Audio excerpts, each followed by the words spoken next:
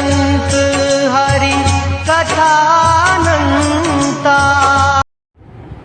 जय श्री कृष्णा। सभी भक्तजनों को मेरा प्रणाम। आज की एकादशी है योगिनी एकादशी व्रत कथा। धर्मराज युधिष्ठिर कहने लगे कि हे भगवान, मैंने ज्येष्ठ शुक्ल एकादशी के व्रत का महात्म्य सुना।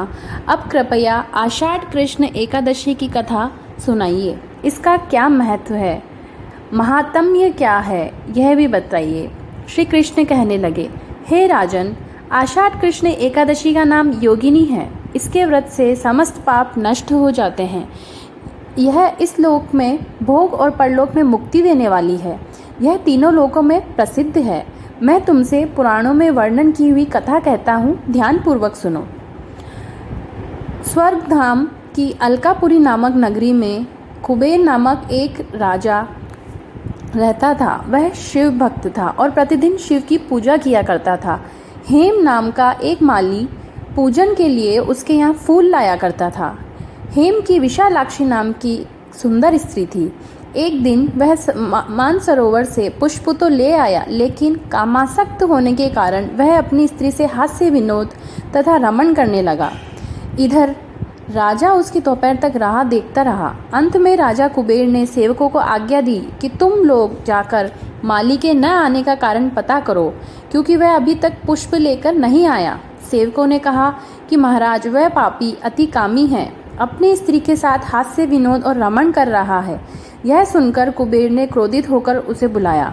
हेम माली राजा के भय से कांपता हुआ उपस्थित हुआ। राजा कुबेर ने क्रोध में आकर कहा, अरे पापी, नीच, कामी, तूने मेरे परम पूजनीय ईश्वरों के ईश्वर श्री शिवजी महाराज का अनादर किया है। इसलिए मैं तुझे श्राप देता हूँ कि तू स्त्री का वियोग सहेगा और मृत्यु लोक में जाकर कोढ़ी होगा। कुबेर के शाप से हेममाली का स्वर्ग से पतन हो गया और वह उसी क्षण पृथ्वी पर गिर गया। भूतल पर आते ही उसके शरीर में श्वेत कोढ़ हो गया। उसकी स्त्री भी उसी समय अंतर्ध्यान हो गई। मृत्यु लोक में आकर माली ने महान दुख भोगे। भयानक जंगल में जाकर बिना अन्न और जल के भटकता रहा। रात्रि को निंद्रा भी नहीं आती थी, परंतु शिवजी की पूजा के प्रभाव से उसको पिछले जन्म की स्मृति का ज्ञान अवश्य रहा। घूमते घूमते एक दिन वह मार्कंडेय ऋषि के आश्रम में पहुंच गया, जो ब्रह्मा से भी अधिक व्रत थे और जिनका आश्रम ब्रह्मा की सभा के समान लगता था। हेममाली वहां जाकर उनके पैरों में पड़ गया।